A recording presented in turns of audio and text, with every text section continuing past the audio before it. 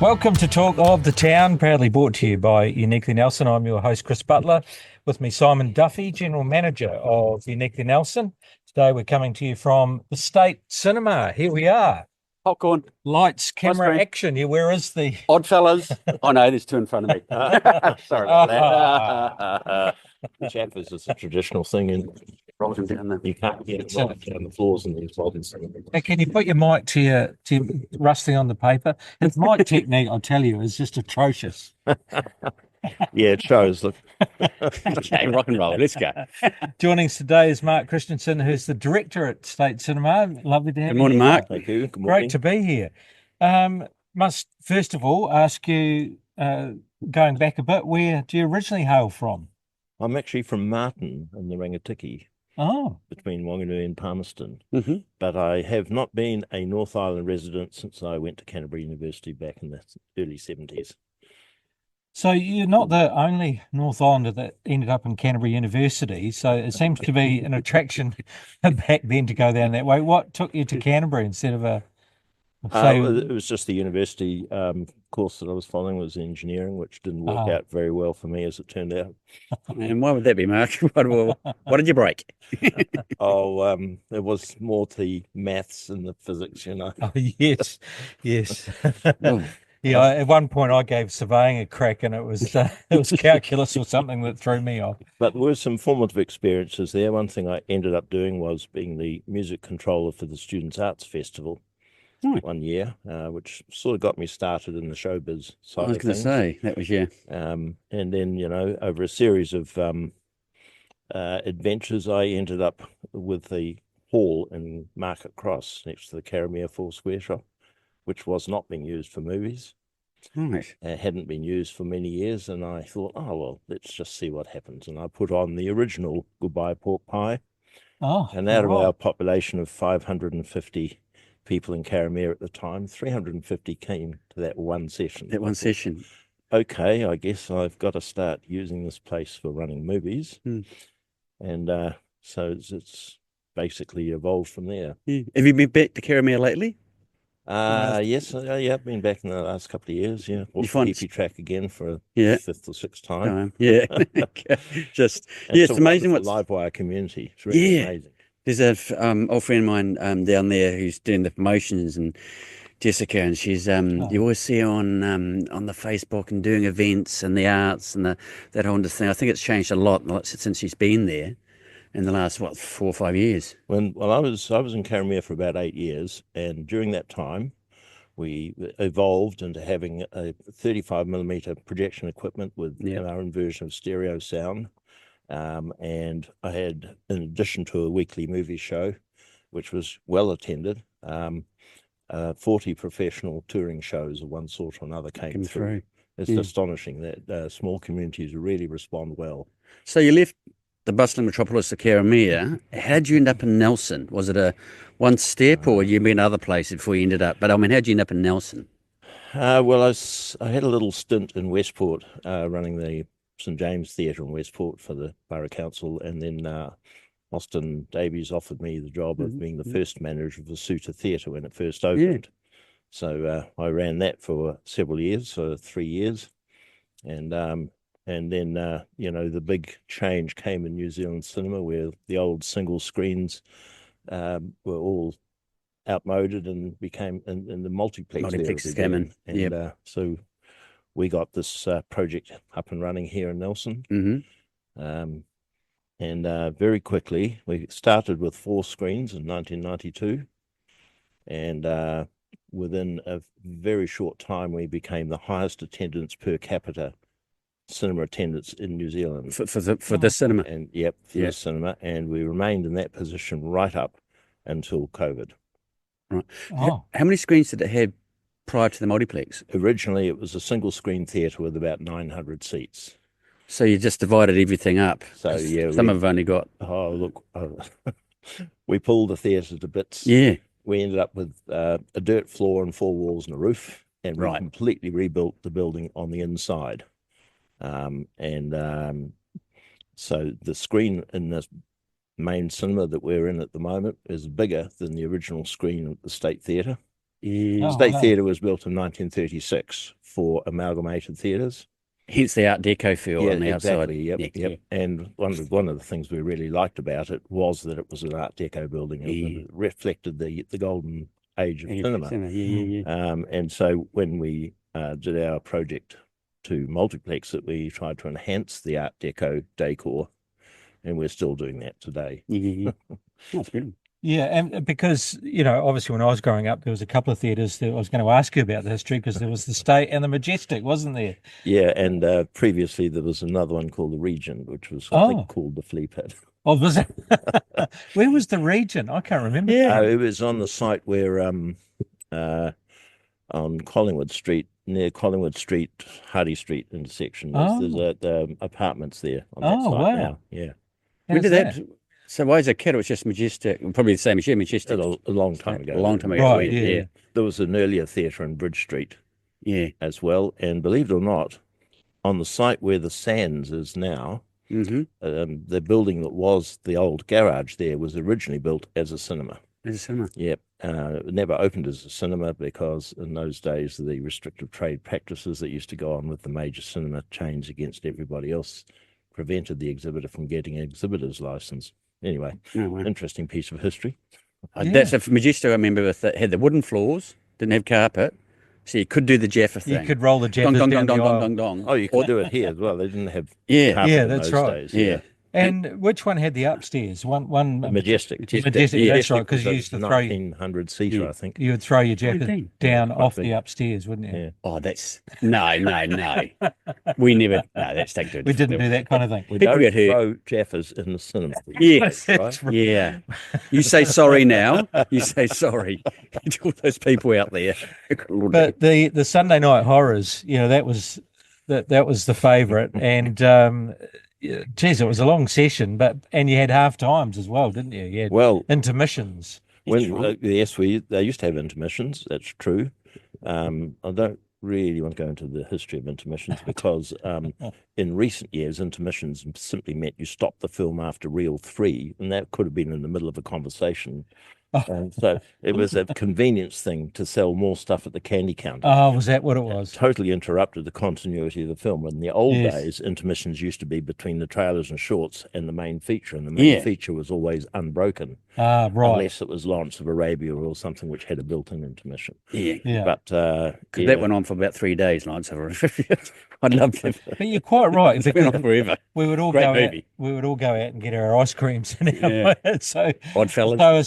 So we just fell into the commercial trap. I'm sorry to report that actually removing intermissions has had no impact whatsoever on candy sales. Just load up the whole theory was wrong. I mean, my favourite is Oddfellas. And the whole thing was you could get a bag and you've got 20 in there and you think you have one or two. You think, well, this is special, so I need to eat the whole bag. And you go home and your mouth is bleeding. Upside down because you sandpaper the whole thing eating Oddfellas. So tell us about, I mean, we it sounds like you kind of fell into, looking after theatre productions, and you figured out that actually film is a good way to attract the public. So you carried on with it. But have you always had a fascination with film? Did that grow on you over time, or was it something you always had when you were younger? I think really it boils down to putting on a show and entertaining the community, whether that is a live performance or a filmed performance, which is really what film is. I mean, as you know, I've spent some time as the chair of the Theatre Royal Trust Board and on the School of Music, so I've been involved with theatres and venues for entertaining the community. And we are so lucky in Nelson that we've got these amazing facilities. We have, the largest independent cinema in New Zealand, which is this one. We have the best concert hall in New Zealand at the School of Music, and we have the busiest performance theatre in the Theatre Royal in Australasia. So we're pretty well served. Yeah, we kind of we always underestimate what we've got in this town, don't we? And when you roll that off, that's quite amazing, isn't it? And what's more, in this auditorium and our main auditoriums have absolute state-of-the-art presentation and sound systems. There are only 3 sites in the Southern Hemisphere with these sound systems in them. And when Maverick Top Gun opened, I was in Auckland and I went to the premiere in a 36-channel Atmos theatre of the newest event theatre. And then I came down and listened to it here, and it sounded better here than it did in Oh, Auckland. really? Is that right? But everybody assumes that little old Nelson must be better in the big city. Well, I can assure you it's not the Right. It's not true. It's better here. So, Mark, tell us a wee bit about the history of the State Cinema. You said that originally it was built in the early 30s. Was that during the Depression years? It was built in 1936 by the Beard family, James Beard, Yep. and leased to Amalgamated Theatres. I do have a copy of the original opening supplement, in which it claimed that all the latest technology, state of the art, this state is the same as well. In the late 1980s, cinemas went through in New Zealand, went through what's called a depression retrenchment. And in towns like Nelson, where there was the Cherished and Amalgamated Theatre, they would close the most expensive one to run and join forces in the least expensive one to run. And then eventually they exited out of all the smaller places and handed them over to their staff to operate as independents. And that was just, the reason was because technology had moved along. There were multiplexes overseas. The proof of the business model was there. And when we announced we were converting the state into a 4-screen complex, people in Nelson said, "Oh, those poor chaps are going to lose their shirts. There's never been 4 cinemas in Nelson." Well, it was a roaring success, and we exceeded our most optimistic projection, 5-year projection in year one. Wow, yeah. right. Yeah. So, and for me though, the film, the image, and the sound is on the film. And it's up to us to put the equipment in to take maximum advantage and make sure that everything that's in the film is presented to the audience. So this theatre originally had THX rated equipment throughout, and we've since upgraded it to a higher spec, much higher spec than that, with our current sound systems. So we have immersive sound here. When you're sitting in the auditorium, you see the speakers on the walls, but you're just in a sound field. And you don't localize the sound to any of the speakers, which is a common fault in most cinemas. And the sound is quite powerful in here, but it's very clean, in stark contrast to many cinemas. So the object of the exercise is suspension of disbelief. Is to make the audience believe they're in the environment they're watching. And this theatre comes pretty close to doing that. Is it? So just one last question. Is it haunted? Well, actually, there is supposedly a ghost. Her name is Molly. And I have known that certain mischievous projectionists play little jokes on front of house staff by doing things. It must be Molly that's doing it. Is that right? I suppose with the technology, you could potentially be creating ghosts sitting next to you. Yeah, Mike Sharp, who was the original projectionist here, told me that there was a ghost and her name was Molly. So we just kept up the tradition. Yeah, that's good. That's Molly's back. She's sitting next to you while you're watching the movie. So the decor itself, like, the seats look magnificent. Geez, they're comfy too, aren't they? And just the decor still looks in tremendous shape. So I know you went through a refurbishment. That was, you said, in the early 90s. Has there been, some upgrades? Oh, yes. Yeah. We completely, over a few years from 2010 onwards, we completely rebuilt the main auditoriums on the inside, changed the seating layout, and incorporated the earthquake strengthening that was required as well. Most of the building is over 70% now. Yeah, right. But it was originally assessed at 22%, I think. Yeah, right. Very good. Yeah, well, it looks in tremendous shape, that's for sure.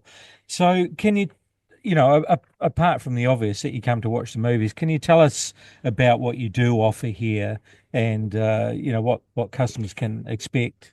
Well, we're a little bit unique in that most cinemas are either mainstream Hollywood type cinemas like the cinema chains, or they're art house, like the likes of the Lighthouse in Wellington, Lumiere in Christchurch.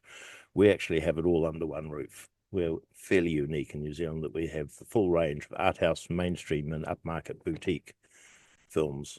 And the film festivals all do really well here.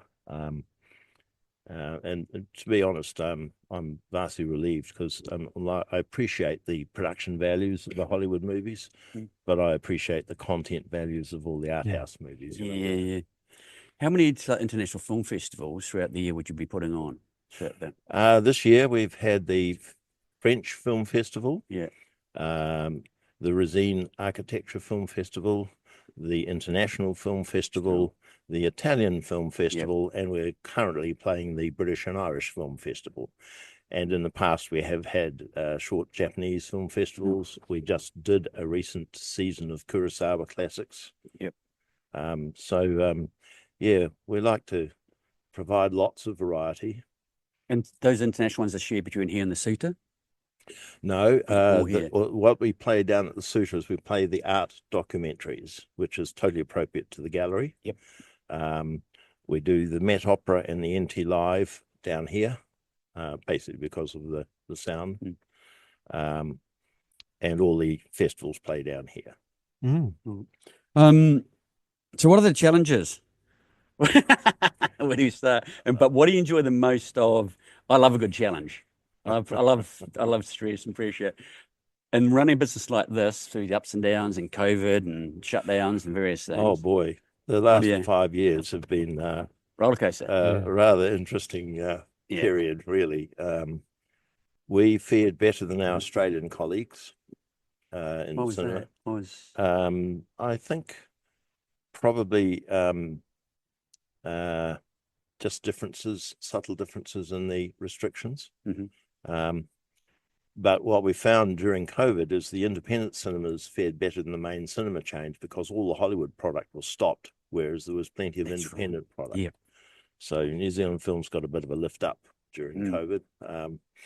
But now, of course, we had the Hollywood writers' strike, and that put a stop to Hollywood production. We're only just now starting to see new films starting to come out now. So it's been a very quiet couple of years in terms of mainstream product.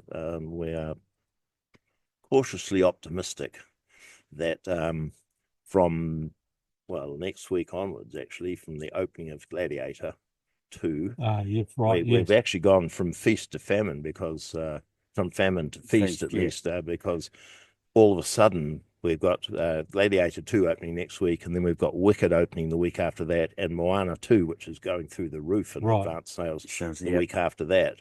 So, it's one of those things, it's a little bit like, if you're out in the boat and you go around the corner from a calm sea into a raging storm, it's a bit like that. About that. And I guess that was going to be my question because, cinema has had its challenges over the years with various things, obviously going back as much as videotapes, I guess, being able to watch videotapes and then CDs and then, obviously the COVID challenge and also, financial challenges as well with people going out as an entertainment option. So, but do you feel that experience of going to the cinema is still as strong as ever from the public? Absolutely. The thing about the cinema experience is that you're having a total immersion experience.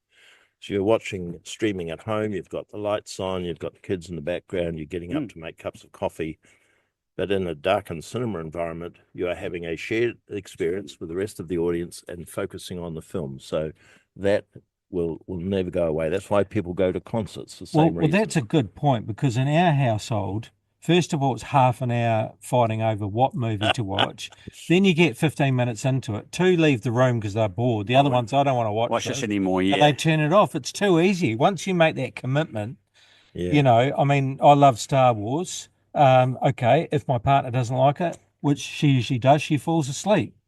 You can't turn it off and walk out. Okay, honestly, I think the streaming platform is really good for these mini-series. You know, we've been watching Outlander and stuff like that, you know. Yes, yeah. But for a proper film experience, nothing beats the cinema. Yeah. It's interesting that all the Hollywood studios with COVID experimented with day and date release to streaming and cinemas. They've all gone back to having exclusive theatrical windows because it's the theatrical release that provides the visibility for the film for downstream release. And they worked out very quickly that the economics of releasing day and date to streaming doesn't stack up. Yeah, right. And the other thing, nice night out, isn't it? Pizza upstairs, you know, and then catch a movie. Well, we were the first cinema in New Zealand to have a wine license. Right. We were the first cinema to have a cafe incorporated into the operation. There were so many firsts that we did back in the 90s, and some cinemas are still trying to copy that model and understand how it works. Yeah, well, it's just a nice night out, isn't it? That's it. You know, it's like a bit like going to the theatre in a way. Yeah. And Stefano's, of course, has a nationwide reputation. When they came to Nelson, the only pizzas you could get were, Pizza Hut. That's right. Now there's 5 or 6 really good pizzerias around Nelson, and they have a nationwide reputation. The next question, this is a strange one, isn't it? Because when we were at Tahuna Beach Holiday Park, I said to the CEO there, what do you do in your spare time? Because he used to go for camping a lot, you know. So being a film buff, what do you do in your spare time? Well, it's fairly obvious, isn't it? Do we often see Mark in the back seat? Yeah. He's on 2 weeks leave and he just sits up there for 2 weeks. But what else do you enjoy outside of the cinema, we should say? Well, I have a mobile marine bat, otherwise known as a boat. Oh, yeah, right. I sort of play around with a little bit of music from time to time. And I like going tramping and trekking. Yeah, right. Which I haven't had much time to do lately, but yeah. Is your boat down at the marina? Yeah. Is it so a sailing boat or? No, it's a launch. A launch. Yeah, so it's a mobile marine batch. Oh, that's what you meant, a marine bat. I see what you Catch the fish off the back veranda. Oh, lovely. Oh, okay. I like the sound of that. Yeah, there's isn't there 2 good days you have with the boat? That you put in, you take it out. I know that. Well, you know, and even in between, you just keep on pumping. They are a bit of a black hole, yes, that's right. But very enjoyable being on the water. Yeah. So tell me, you've obviously been in Nelson for quite a while, via Canterbury and Karamea, and being in the heart of the city. What do you enjoy about Nelson? I'd say about Nelson City. Obviously, you like the tramping and on the periphery. And where do you see Nelson going? Do you see a vision for Nelson the next 5 to 10 to 15 years? Where do you think we need to be? Well, when I first came to Nelson, in my student days, I thought this is an amazing city because it's got all the facilities of a big city without having all the negatives. And it's still like that. I mean, it is amazing that we've got the facilities we've got, and we've got the degree of engagement in, sport, recreation, arts.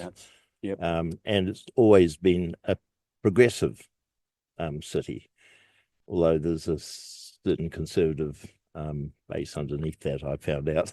But look, it's in many ways, it's an incubator. I mean, WOW started in Nelson. It's now in Wellington, and it's huge.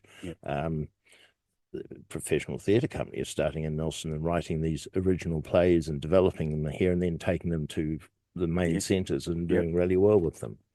And, the busiest performance theatre in New Zealand. We've got a lot going for us. It's just that I think that what happens is we sit here and we think that all the big things are happening in the big cities, but actually this is the best balance in terms of the least amount of, negatives of big cities and the most amount of positives of big cities. That's why I think it's such a great spot, and the weather's not too bad either. Yeah, that's right. Yeah, we always have, I think in Nelson, I know it's crept down the last 5 or 10 years. We compare ourselves to other places that we should be like them, or we could be better, or we could be like them. I'm thinking, we've got like Theatre Royal, there's 5 or 6 theatres you can go to, for live performance. Yourselves, the Suter, the Trafalgar Park for rugby, for sports, the beaches, the national parks, I think. We're actually okay. We have a lot to offer. Yeah. But if you try and be something we're not, then that's where that sort of, there's a perception of Nelson City's dying. You try and get a rental space in town at the moment, you cannot. It is really hard. There's very few, for leases. And summer's on its way, and the flowers and, that sort of thing. And it's one of my sort of thing when people talk about Nelson City, it actually has a lot to offer. And it's how you want to engage with it, what you want to do with it, whether it be in the arts or hospitality or shopping, a place to meet and greet, to bring friends to. I'm really proud when friends come down from Auckland or come up from Christchurch and go, right, come with me. Well, we might complain about the traffic, but all the people that come from those big cities. Yeah, rush hour. It's a breeze. That's right. Yeah. Yeah. But is there anything in particular you would like to see more of, though, Mark, going forward? Or are you quite happy with the balance? No, to be honest, what I find most strange about this region is that we've got 2 local authorities that seem to compete with each other for the population. And it makes no sense, because the Tasman region is the Tasman region, and Nelson is the biggest centre in the Tasman region. And having 2 separate local authorities that do tend to sort of compete with each other seems a bit odd to me. Yeah, for the amount of people. Yeah, absolutely. Yeah. I think we'd do much better if we all worked together. Yeah, well, there was 5 councils in Auckland with 1.2 million people in those days, and they brought 5 of them together. It was tears before bedtime, but they did it because it had to be done.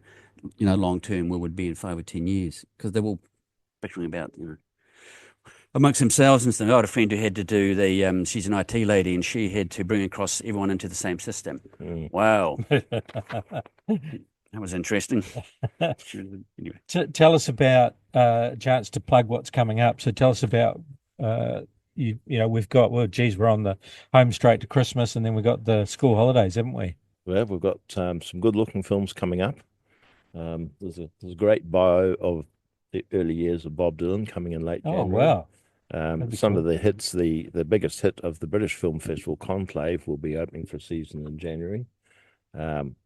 There's some Sonic the Hedgehog, Paddington. Awesome. There's some great kids' movies coming up for Boxing Day. It's looking much better, the film lineup for the next. In fact, I was talking to one distributor yesterday, and he said he's got 52 films for next year. Jeez. Which is one a week. I'm not going to be able to play them all.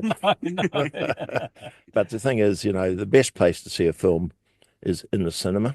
Yeah.